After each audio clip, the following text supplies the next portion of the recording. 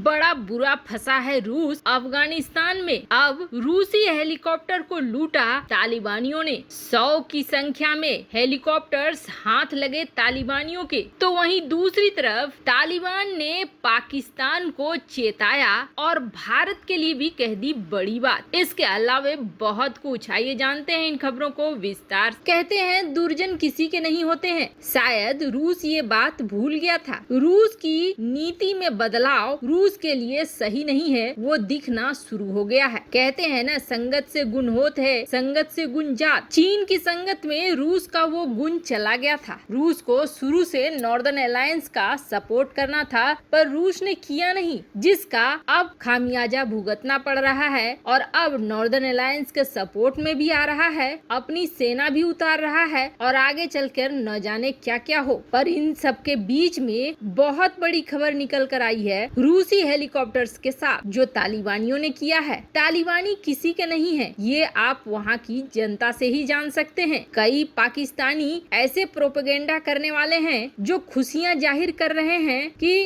अफगानिस्तान में तालिबान का राज आ गया। लेकिन इस आर्टिस्ट को देखिए, जो ये नहीं आ रहा है कि रोए या हंसे। पाकिस्तान तो ये मानकर चल रहा था कि सत्ता में आने के बाद तालिबान ठीक वही करेगा जो पाकिस्तान चाहेगा, क्योंकि पाकिस्तान ने सत्ता में पहुंचने में बहुत मदद दिलाई है। यहाँ तक कि अमरुल्लाह सालेह कई बार कह चुके हैं कि दुनिया भर में अगर आतंकवाद को रोकना है तो पाकिस्तान के ऊपर कार्रवाई करनी होगी। पाकिस्तान पे कार्रवाई होने से ही चीजें रुकेंगी, वरना नहीं रुकेंगी। और ये कहीं न कहीं सच भी है। अब ये शख्स जो आप देख रहे हैं, ये है नूर वली, जो अफगानिस्तान में बड़े से महल में इस वक्त रह रहा है और वो भी तालिबानी इसका खिदमत कर रहे हैं। और ये है टीटीपी का कमांडर, यानी तहरीके तालिबान पाकिस्तान का कमांडर। अब पाकिस्तान ये कह रहा है कि टीटीपी के कमांडर नूर वली पर और टीटीपी के नेटवर्क पर तालिबान एक्शन ले। पर इस तस्वीर के बाद दिख रहा है कि कौन सा एक्शन होने वाला है। और मामला सिर्फ इस तस्वीर तक ही नहीं रह गया है। जो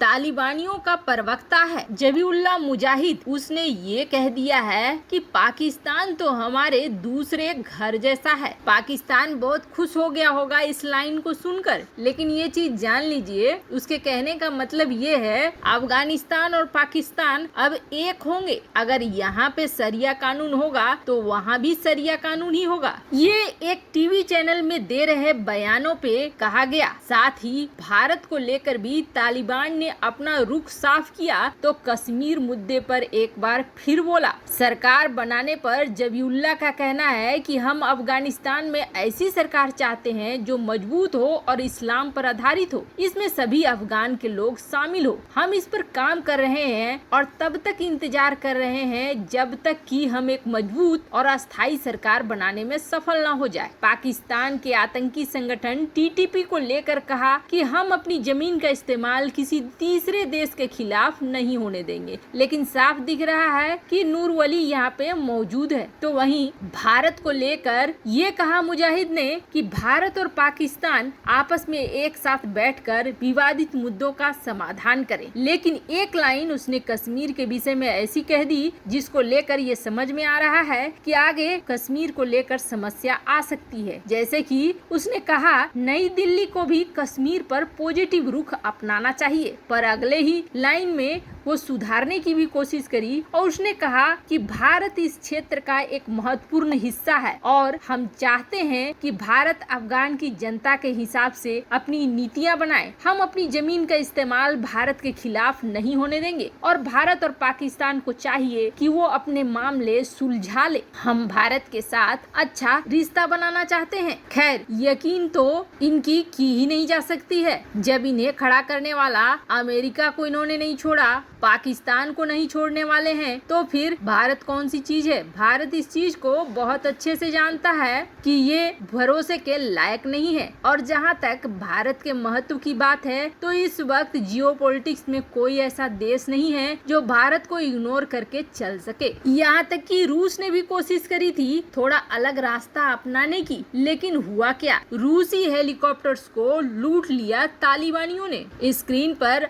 आप आर्टिकल भी देख सकते बताते हैं। दरअसल हुआ ये कि 2 हादसे हुए, जिसके बाद रूस ने अपना सब कुछ बदल दिया और भारत की बातें सही लगने लगी। पहला तो जब यूक्रेन के विमान वहां पहुंचे तो 2 विमान यूक्रेन के सचमुच हाईजैक हुए थे और ये हाईजैक होकर ईरान ले जाया गया। ईरान में लोग उतरे, उसके बाद वहां से इसे छोड़ा गया, रूट को जबरदस्ती बदलवाया गया और इन्हीं सब के बीच में रशियन हेलीकॉप्टर वहां पहुंचा हुआ था। रशियन हेलीकॉप्टर के सारे सामानों को लूट लिया गया। जो जो चीज वो ले जा सकते थे तालिबानी, वो सारे ले गए। बस फर्क यही था कि उन्हें रशियन हेलीकॉप्टर चलाना नहीं आता था, नहीं तो उसको भी वो लेके चले ही जाते। रूस का Mi-8 MTV हेलीकॉप्टर 17 अगस्त को पहुंचा था और जल्द ही उसमें लूटपाट होना शुरू हो गया। जो हेलीकॉप्टर में सवार लोग थे उन्हें उतार दिया गया और जो भी चीजें ले जा सकते थे वो सारा कुछ वहां से ले गए। अब इसके बाद 100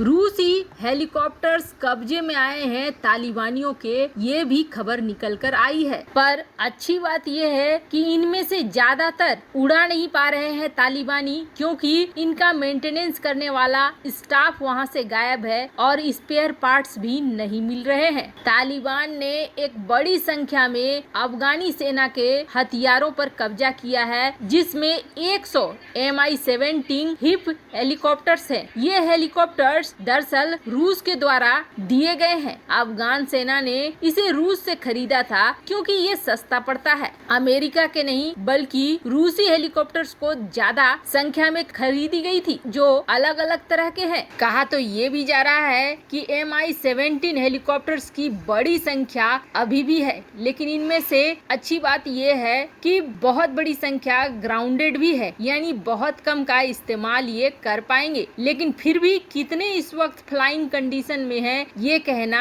आसान नहीं होगा। अभी इन्होंने युद्ध क्षेत्र में सारे हेलीकॉप्टर्स को उतारना शुरू नहीं किया है। ऐसे में रूस को भी पता नहीं चल पा रहा है कि उसके कितने हेलीकॉप्टर्स इस वक्त युद्ध में शामिल हो चुके हैं। अब ऐसा लग रहा है जैसे ये पूरा इलाका सुलग रहा है। वैसे आपको क्या लगता है, भारत की नीतियाँ बाकी दूसरे देशों की तुलना में ज्यादा अच्छी हैं, जो दूर तक सोच सकती हैं? कमेंट कर अपनी राय जरूर बताएं। जल्द मिलते हैं अगले वीडियो में नई खबर के साथ।